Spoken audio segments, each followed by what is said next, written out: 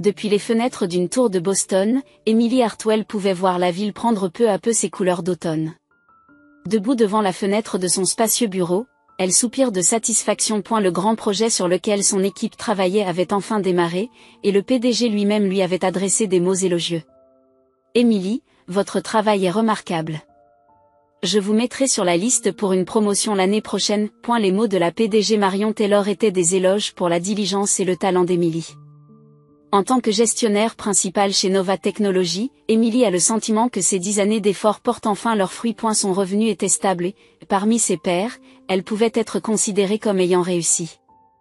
Merci, répond-elle en pensant aux vacances de Thanksgiving qui commencent demain. C'est l'heure de sa visite annuelle à la maison familiale. En retournant à son bureau pour vérifier ses derniers courriels, elle a appelé sa mère. Maman. Je pars bientôt. Cette année encore, j'apporte ma sauce au canneberge maison. La voix chaleureuse de Martha retentit dans le combiné. Oh, Emily, ta sauce au canneberge est la meilleure. Conduis prudemment. Jessica et les enfants sont impatients de te voir. Emily sourit. La voix de sa mère avait quelque chose de réconfortant. Depuis que son père John était décédé subitement d'une crise cardiaque il y a 3 ans, les liens familiaux semblaient s'être encore renforcés. Après avoir quitté le bureau, Emily passe à son appartement pour charger la sauce aux érelles préparée et ses bagages dans la voiture. De Boston à la maison de sa famille dans la banlieue de Newton, il y a environ 40 minutes de route sans embouteillage. En écoutant la radio dans la voiture, Emily réfléchit aux événements récents. Depuis qu'elle a obtenu son diplôme universitaire, elle a toujours été le pilier financier de sa famille. Les frais d'enterrement de son père, le traitement du cancer du côlon de sa mère, les frais d'inscription à l'université de sa sœur Jessica, la compte sur la maison et les frais de mariage de Jessica, tout cela représente plus de $800 000. Emily a calculé que cela représentait plus de $800 000. C'est une somme considérable pour la plupart des gens, mais pour elle, c'est un don sans partage. C'est pour la famille, alors bien sûr, se rappelle-t-elle. Alors qu'elle se garait devant la maison familiale, la porte s'ouvrit et Martha et Jessica sortirent en souriant. Emily, nous t'attendions. Martha embrassa sa fille avec force. Jessica se joignit à elle et les trois s'étreignirent à l'entrée. Maman, Jessie, je suis si heureuse de vous voir, pensa Emily avec sincérité. En entrant dans le salon, elle vit de nouveaux canapés en cuir et la grande télévision dont sa mère rêvait. Emily les avait envoyés le mois dernier comme cadeau d'anniversaire pour sa mère. C'est très joli, maman, dit Emily en souriant. C'est grâce à toi, dit Martha. Les larmes aux yeux. Sans toi, je ne sais pas ce que nous serions devenus. Jessica prend le bras de sa sœur et la conduit à la cuisine. C'est une telle bénédiction de t'avoir, Frangine. Nous avons pu commencer à assurer l'éducation des enfants et l'emploi de Mike s'est stabilisé. Emily sourit aux enfants de Jessica, Emma, 5 ans, et Noah, 3 ans, qui jouent dans le coin du salon. Lorsqu'ils aperçoivent leur tante, ils se précipitent vers elle. Tante Emily, tu as des cadeaux, demande Emma. Emma, ce n'est pas poli, gronde Jessica. Ce n'est pas grave, dit Emily en riant. Bien sûr que j'en ai. Mais c'est pour la surprise de demain. Après avoir joué avec les enfants, Emily aida à préparer le dîner dans la cuisine. Alors qu'elle prépare la farce de la dinde, Martha touche la joue de sa fille. Tu as perdu du poids, n'est-ce pas? Tu travailles trop dur. Pense un peu plus à toi. Je vais bien, maman. J'aime mon travail et il est épanouissant, répondit Emily. Toujours pas de petite amie, demanda sa mère. Emily secoue la tête. Je me concentre sur ma carrière pour l'instant. D'ailleurs, elle laissa traîner ces mots. La vérité est que la plupart de son temps et de son argent sont consacrés à sa famille, ce qui lui laisse peu de place pour entretenir des relations amoureuses. Ne t'inquiète pas tant pour nous, dit Martha en tenant la main de sa fille d'un air sérieux.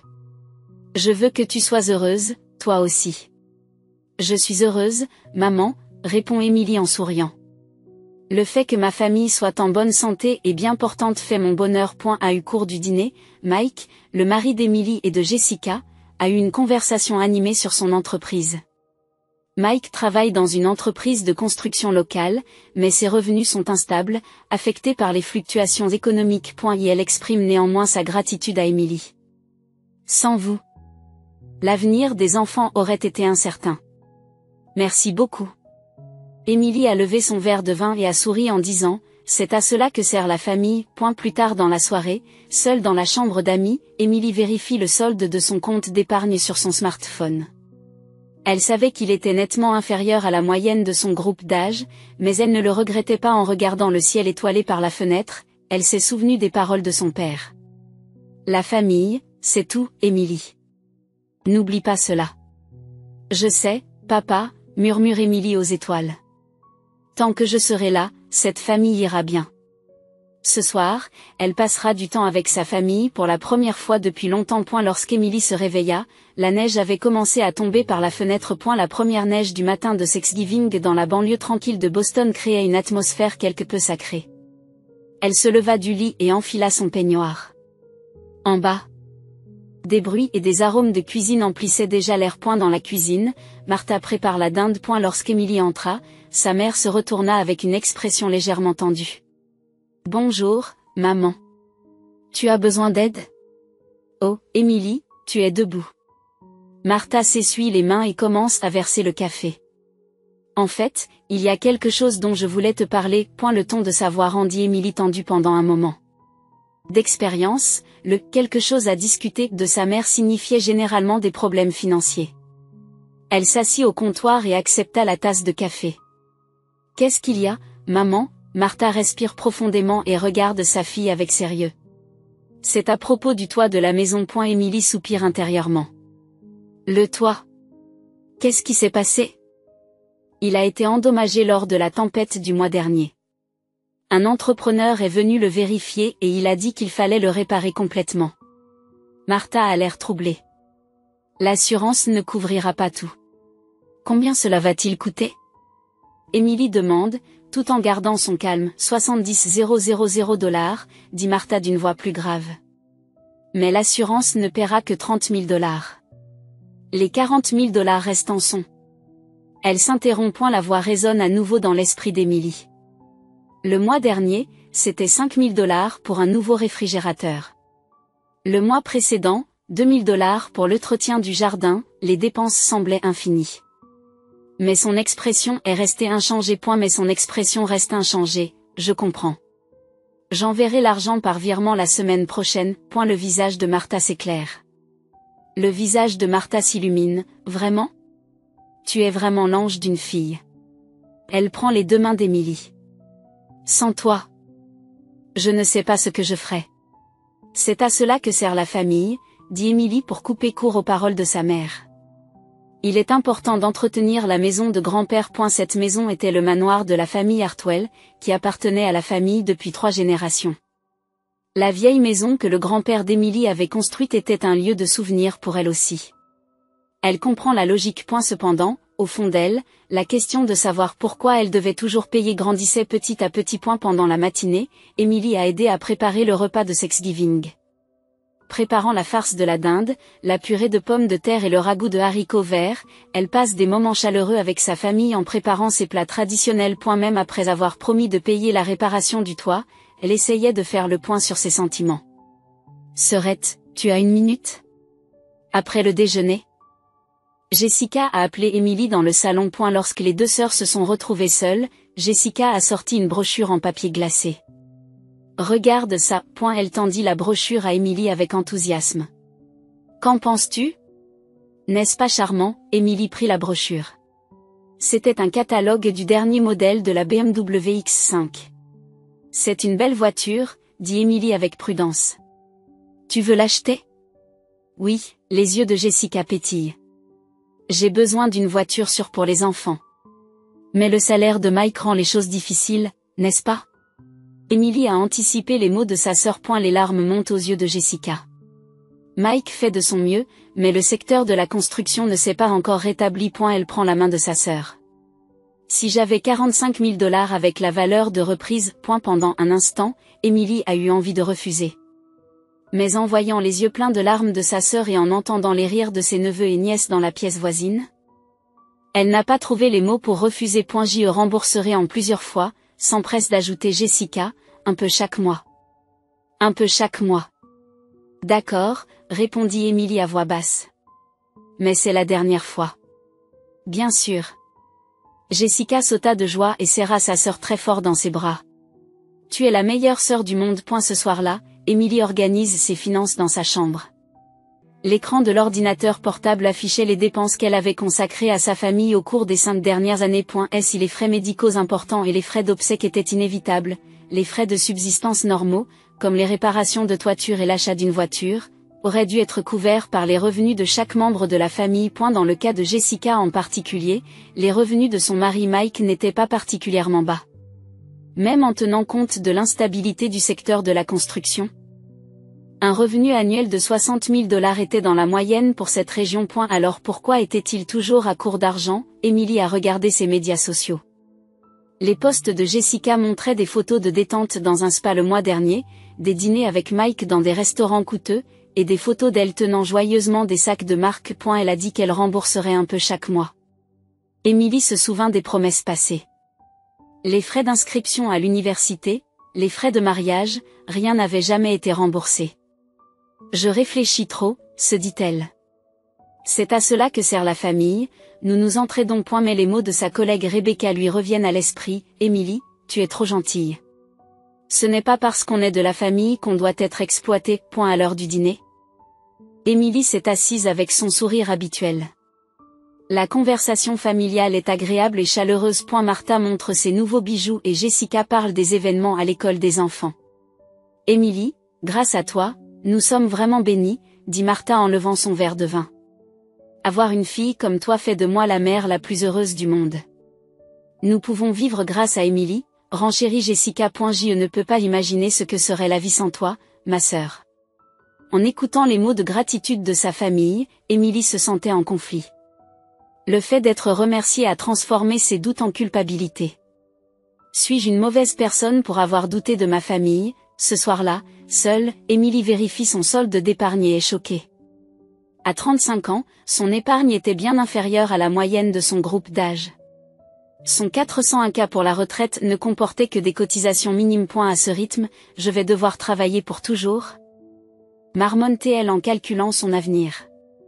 De l'autre côté de la fenêtre, la neige continue de tomber silencieusement. Emily s'allonge sur le lit, fixant le plafond. Ma vie n'est-elle destinée qu'à ma famille? La question surgit dans son cœur. Soutenir la famille de sang est naturel, essayait-elle de se dire. Mais un sentiment de malaise grandit dans son cœur. Sa vie a toujours été axée sur la famille. Ses propres désirs étaient remis à plus tard, elle n'avait pas la possibilité d'approfondir ses relations amoureuses et elle économisait constamment de l'argent pendant que ses collègues prenaient des vacances. Tout cela pour subvenir aux besoins de sa famille. Est-ce de l'amour ou? Emily ravale ses mots. Appeler cela de l'exploitation était un doute trop sévère. La veille de Thanksgiving, Emily s'endormit, en proie à des émotions complexes. Le lendemain matin, Emily est réveillée des potron-minets. À l'extérieur de la fenêtre, la neige s'était accumulée et la lumière fraîche du matin illuminait la surface de la neige. Elle s'allongea dans son lit, organisant le programme de la journée dans son esprit. Mettre la dinde à l'intérieur à midi, préparer les accompagnements. Elle se souvint du plan de cuisson qu'elle avait établi avec sa mère hier soir. Emily regarda l'horloge. 7h30. À l'origine, elle avait rendez-vous pour un brunch avec sa collègue Diane. Comme Diane n'avait pas non plus de famille, elles avaient pour tradition de se retrouver juste pour le matin de Thanksgiving. Cependant, parce que Martha lui avait dit qu'il serait préférable que tu viennes vers midi demain, car nous avons beaucoup à cuisiner, Emily avait annulé son brunch avec Diane. Après s'être douchée, Emily vérifie son téléphone portable. Il y avait un message de Diane. C'est malheureux, mais on ne peut rien y faire. Nous nous reverrons certainement l'année prochaine. Joyeux Thanksgiving. Emily sourit et répondit. Puis regarda par la fenêtre. La neige s'était arrêtée et le soleil pointait le bout de son nez. Elle eut soudain une idée. Si j'aide à préparer la cuisine, maman sera peut-être contente. Elle décida de changer ses plans et de se rendre à la maison familiale de bonne heure. Elle pense à contacter Martha, mais décide de faire une surprise et s'abstient d'appeler. À 9h15, Emily se gare devant la maison familiale. Bien qu'elle soit arrivée une heure plus tôt que prévu, la cuisine devrait déjà être animée. Elle prit un tablier et son vin de dessert spécial dans le coffre et se dirigea tranquillement vers la maison. Elle s'arrêta un instant à l'entrée. La vieille maison couverte de neige se dressait paisiblement dans la lumière du matin. Les souvenirs de son enfance l'envahirent, la pêche avec son père, la cuisine avec sa mère, les jeux avec sa sœur. Tous des souvenirs précieux. Émilie ouvrit tranquillement la porte avec sa clé. Le couloir était silencieux et l'air chaud l'enveloppait. Des voix et des arômes provenaient de la cuisine. Elle s'apprêtait à dire bonjour en avançant dans le couloir, mais s'arrêta en entendant la conversation de sa mère et de sa sœur. « Ce n'est pas possible, Jessica, » dit la voix de Martha. « Tu dois réfléchir plus attentivement. »« Je sais, maman, » dit Jessica en riant.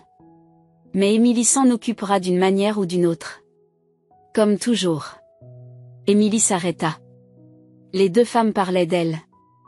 Debout au coin du couloir, elle écouta la conversation. « Je me demande ce qu'on peut tirer d'Émilie, » dit Jessica. « J'ai obtenu la nouvelle voiture, mais je pense maintenant demander une rénovation de la cuisine. »« Il n'est pas naturel de demander autant à la suite, » a répondu Martha. « Attendez un peu. Émilie est généreuse. Mais elle n'est pas stupide. » Le cœur d'Émilie s'emballe. Cette conversation ne ressemblait pas à une plaisanterie. Elle se réfugie contre le mur et continue d'écouter. Comment dois-je aborder le sujet ? La voix de Jessica continue. Peut-être avons-nous besoin d'une cuisine sûre pour les enfants ? Ou bien le salaire de Mike n'est tout simplement pas suffisant ? Le rire de sa mère suivit. Elle est faible face au mot « famille ». Si tu dis « pour la famille », elle donnera n'importe quoi. Les mains d'Émilie commencent à trembler. Elle saisit fermement la bouteille de vin de dessert et retient son souffle. En fait, Mike a déjà été promu, dit Jessica d'une voix plus calme. Son salaire annuel est maintenant de 85 000 $. Mais ne le dites pas à Émilie. Une fille intelligente, dit Martha avec fierté. Nous méritons un peu de luxe. Puisqu'Émilie est si généreuse avec son argent, autant en profiter. Les larmes montent aux yeux d'Émilie. Est-ce un mauvais rêve ? Elle s'appuya contre le mur comme si elle était somnambule. Maman, je me dis que la voix de Jessica se fait à nouveau entendre. Elle ne se rend toujours pas compte qu'elle est notre soutien de famille. C'est vrai, ajoute Martha en riant. Même si elle a acheté la maison et la voiture, elle pense toujours qu'elle est utile. Émilie faillit laisser échapper un petit son mais le réprima désespérément. Ses mains tremblaient et elle sentait ses genoux faiblir. Nous avons eu beaucoup de chance, continua la voix de Martha. Qui aurait cru qu'elle aurait autant de succès ? Grâce à elle, nous pouvons vivre confortablement. Oui, acquiesce Jessica. Imaginez qu'on vous donne 40 000 $ alors qu'il n'y a pas besoin de réparer le toit. Le toit. Émilie sursaute. La réparation du toit qu'elle avait promis de payer hier n'était-elle qu'un mensonge ? Avec ces 40 000 $, nous pourrons réaliser notre voyage aux Bahamas. Dit Martha. Il suffit de dire à Émilie que c'est pour la réparation du toit et tout ira bien. Elle ne vient jamais vérifier, dit Jessica. Elle envoie toujours l'argent comme nous l'avons dit. Dans l'esprit d'Émilie, le monde se met à tourner. Tout son amour et sa confiance avaient-ils été construits sur une tromperie ? Le tremblement de ses mains s'étendit à tout son corps et elle appuya son dos contre le mur. Combien avons-nous réussi à lui soutirer jusqu'à présent ? Demanda Jessica. À eu moins $1 million, je pense, répondit Martha. La moitié de son salaire nous revient. Les rires des deux femmes résonnèrent dans la cuisine. Émilie ressentit une douleur comme si son cœur se brisait en morceaux. Mais ne te sens-tu pas parfois coupable ? La voix de Jessica contenait une pointe d'hésitation. Qu'est-ce que tu racontes ? La voix de Martha est devenue froide. C'est une fille de la famille Hartwell. Soutenir la famille est tout à fait naturel. D'ailleurs, elle donne volontiers de l'argent. Il suffit de dire, pour la famille, et elle le donnera n'importe quand. C'est vrai, Jessica a immédiatement accepté. Grâce à Émilie, nous pouvons vivre une vie aussi merveilleuse. Émilie s'éloigna doucement. Son cœur était devenu aussi froid que la glace. Les mains tremblantes, elle posa la bouteille de vin de dessert sur la table du couloir et s'approcha de la poignée de la porte. Des larmes coulent sur ses joues. Dans la clarté de l'extérieur, Émilie plissa les yeux un instant. Elle se dirigea vers sa voiture, ouvrit la portière et s'effondra sur le siège. Puis, sans démarrer le moteur, elle s'est contentée d'appuyer sa tête contre le volant. Disant, tout était vivant, murmura-t-elle. Les souvenirs de l'enfance s'écoulent comme une lanterne tournante. La mort de son père, la maladie de sa mère, l'université de sa sœur, tout cela était-il prévu? Elle inspira profondément, essayant d'organiser ses pensées éparses. Restez calme. Restez calme. Elle sort son smartphone et envoie un petit message à Martha. J'ai eu un empêchement urgent et je ne pourrai pas venir aujourd'hui. Je suis désolée. Après avoir appuyé sur le bouton d'envoi, elle mit son téléphone en mode silencieux. Emily démarre le moteur et commence à avancer lentement. Elle regarda la maison familiale dans le rétroviseur. Et la maison qui avait été un symbole d'amour et de confiance ressemblait maintenant à un monument de tromperie. Je ne me laisserai plus tromper, résolut elle. Alors qu'elle conduit, la colère et la tristesse s'entremêlent dans le cœur d'Emily. Mais elle éprouve aussi un étrange sentiment de libération. Toutes les années de doute et de malaise avaient maintenant trouvé leur réponse. Que dois-je faire? De retour à son appartement, Emily appelle d'abord son avocat. James Morrison est un vieil ami de son père et s'occupe des affaires juridiques de la famille depuis de nombreuses années. J'ai besoin de te consulter de toute urgence. Sa voix tremblait, mais elle était pleine de détermination. Bien sûr, Emily. Que s'est-il passé? C'est une question de famille. Elle prend une grande inspiration. Je dois agir immédiatement pour protéger mes biens. Après avoir raccroché, Emily a ouvert son ordinateur portable et a commencé à vérifier toutes les transactions des 10 dernières années. Relevés bancaires, actes de propriété, prêts automobiles, tout devait être examiné en profondeur. C'est fini, dit-elle avec fermeté. Je ne suis plus la banque de la famille. De l'autre côté de la fenêtre, la neige recommence à tomber. Emily fixe son reflet dans la vitre. Il n'y avait pas de larmes dans ses yeux, mais une lumière froide et déterminée. Le lendemain matin de Thanksgiving, Martha se tient près de la fenêtre, contemplant le jardin enneigé. L'annulation soudaine d'Emily hier avait été inattendue. Mais elle ne semblait pas trop inquiète. Elle appellera bientôt de toute façon, dit-elle à Jessica. Elle nous donne toujours la priorité. Jessica était assise sur le canapé et regardait quelque chose sur sa nouvelle tablette. Oui, mais c'était un peu étrange. Elle n'a pas non plus répondu au message de ce matin. Tu t'inquiètes trop, dit Martha en haussant les épaules. Emily est occupée. D'ailleurs, les paroles de Martha furent interrompues par la sonnerie soudaine de la porte d'entrée. L'horloge indiquait 10 heures du matin. Qui cela peut-il être? Martha penche la tête. Emily? Mais elle a la clé. Jessica haussa les épaules et Martha se dirigea vers la porte. Lorsqu'elle ouvrit la porte d'entrée, 3 hommes en costume noir se tenaient là. L'un d'eux avait une quarantaine d'années et une expression stricte, un autre avait une trentaine d'années et tenait un porte-document. Et le troisième était un peu plus âgé et avait une impression de calme. Vous êtes Madame Martha Hartwell, demande l'homme du centre. Oui, je le suis. Martha commence à s'inquiéter. Et vous êtes? L'homme lui tend sa carte de visite. James Morrison, avocat représentant du cabinet Hartwell. Il désigne l'homme à côté de lui. Voici David Clark, représentant de la First Bank, et il a présenté la 3e personne. Et Robert Taylor, représentant de Premium Auto Finance. Martha accepte la carte de visite avec confusion. Qu'est-ce qui vous amène ici? Nous sommes ici au nom de Madame Emily Hartwell, répondit Morrison calmement. Pouvons-nous entrer pour parler? Martha les invite silencieusement à entrer. Jessica se leva du canapé et se plaça à côté de sa mère avec une expression tendue. Qu'est-ce qui s'est passé? Est-ce qu'il est arrivé quelque chose à Emily? Demanda Jessica avec anxiété. Madame Emily va bien, répondit Morrison. Aujourd'hui, nous avons apporté des documents juridiques.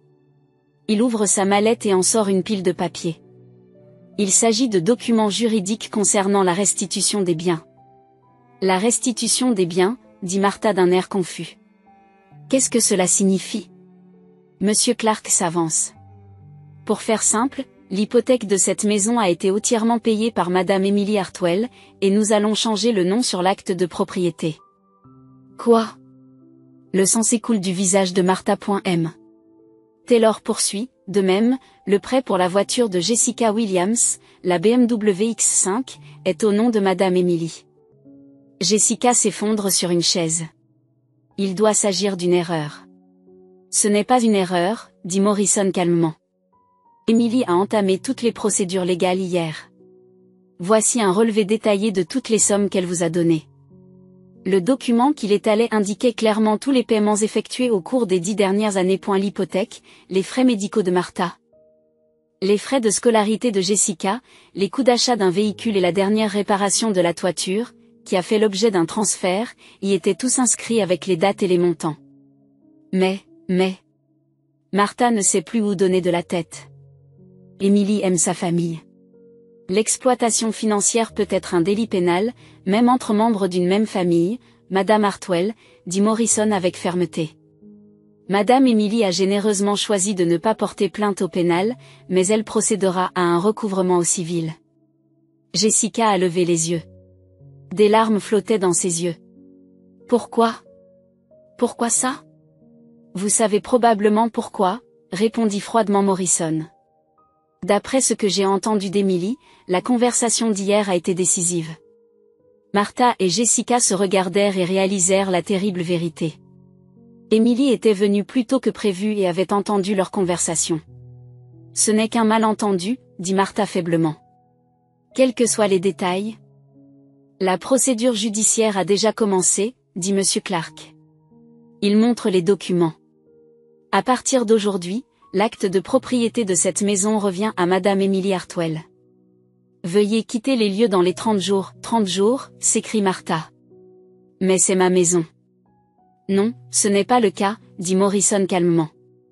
Sur le papier, elle appartient à Madame Émilie. Elle a payé l'hypothèque, et elle a supporté les frais d'entretien. Monsieur Taylor ajoute, il en va de même pour la voiture. Nous viendrons la chercher demain. Où devons-nous aller, dit Jessica en pleurant. Ce n'est pas notre problème, répondit Morrison. Madame Émilie vous conseille de chercher un logement qui corresponde à vos revenus réels. Revenus? Martha est confuse. Oui. Avec le revenu annuel de 85 000 $ de Michael Williams et votre pension, vous devriez pouvoir mener une vie décente? Dit Morrison calmement. Même si un voyage aux Bahamas risque d'être difficile. Le visage de Jessica devint pâle. Même la promotion de Mike avait été découverte. Laissez-moi voir Émilie, dit Martha désespérément. Si nous parlons, elle comprendra. Madame Émilie ne souhaite pas de contact direct pour le moment, dit Morrison avec fermeté. Toute communication doit passer par moi. Les trois hommes étalent calmement les documents restants. Avis d'expulsion, autorisation de récupération de la voiture, formulaire de changement de compte bancaire, tous portant la signature d'Émilie. Veuillez signer ces documents, dit Morrison en tendant un stylo. Martha et Jessica, comme dans un cauchemar, signèrent les documents d'une main tremblante. La situation qu'elles avaient manipulée s'était complètement inversée. Morrison rangea les documents dans sa mallette. Nous vous contacterons plus tard concernant les détails de l'expulsion. Si vous avez des questions, n'hésitez pas à contacter mon bureau. Après le départ des trois hommes, Martha et Jessica s'assirent, stupéfaites, dans le salon. De l'autre côté de la fenêtre, la neige avait recommencé à tomber. Comment en est-on arrivé là, dit Martha d'une voix tremblante. Jessica ne répondit pas. Son téléphone sonna. C'était Mike. Qu'est-ce qui ne va pas, répondit-elle. Elle entendit la voix confuse de Mike à l'autre bout du fil. J'ai reçu un appel de la banque au bureau. Ils disent que le prêt de la voiture est en souffrance. Qu'est-ce qui se passe? Jessica a raccroché. Elle a enfin compris. Des années d'exploitation ont pris fin. Maintenant, ils allaient devoir vivre avec leurs propres revenus. Émilie nous donnera toujours de l'argent, n'est-ce pas? Demanda-t-elle faiblement à sa mère. Après tout, nous sommes de la même famille. Martha regardait fixement par la fenêtre. C'est fini, Jessica, sa voix était creuse. Ce que nous avons fait est impardonnable. Un an plus tard, de la fenêtre d'un grand appartement de Boston, une belle vue nocturne de la ville s'étendait. Émilie se tenait près de la fenêtre, contemplant les feuilles d'automne dans un parc lointain. Sa vie a radicalement changé depuis ce jour de Thanksgiving. Le salon spacieux de l'appartement de luxe était meublé de pièces qu'elle avait choisies pour elle-même. N'ayant plus besoin d'économiser pour les autres, elle ressentait pour la première fois la joie de vivre pour elle-même. Des voix joyeuses s'élèvent de la cuisine. Sarah, sa collègue et amie proche, prépare le repas de Thanksgiving. Émilie, je peux ouvrir le vin, demande Sarah. Émilie sourit et se dirige vers la cuisine. La sauce au canneberge est déjà prête. Recevoir la famille de Sarah et Dan pour le dîner était une nouvelle tradition pour le Thanksgiving de cette année. Sarah était une collègue de travail, mais au fur et à mesure qu'Emily surmontait sa période difficile, elle était devenue une véritable amie. Dan, le mari de Sarah, et leurs 2 enfants ont également accueilli Emily dans leur famille. Au cours de l'année écoulée, Martha et Jessica ont pris de nombreux contacts. Des lettres d'excuses, des offres de réconciliation, et parfois des messages de colère. Emily avait traité la plupart d'entre eux par l'intermédiaire de son avocat, évitant tout contact direct. De temps en temps, elle ressentait la solitude au plus profond de son cœur, mais elle comprenait qu'il s'agissait d'une sensation due à des années d'habitude, et non d'une véritable perte. Sa mère et sa sœur avaient été obligées de reconstruire leur vie par la suite. Martha avait déménagé dans un petit appartement et commencé à mener une vie frugale pour la première fois. Et la relation de Jessica avec son mari s'était détériorée et avait abouti à un divorce. Avec 2 enfants, elle multiplie les emplois à temps partiel. Emily pense parfois à sa nièce et à son neveu. Ils étaient innocents. Elle avait créé anonymement un fonds d'affectation spécial pour l'éducation afin de garantir les fonds nécessaires à leurs études. C'était la seule façon pour elle de s'impliquer. L'interphone retentit. La famille de Sarah est arrivée. Pouvons-nous entrer?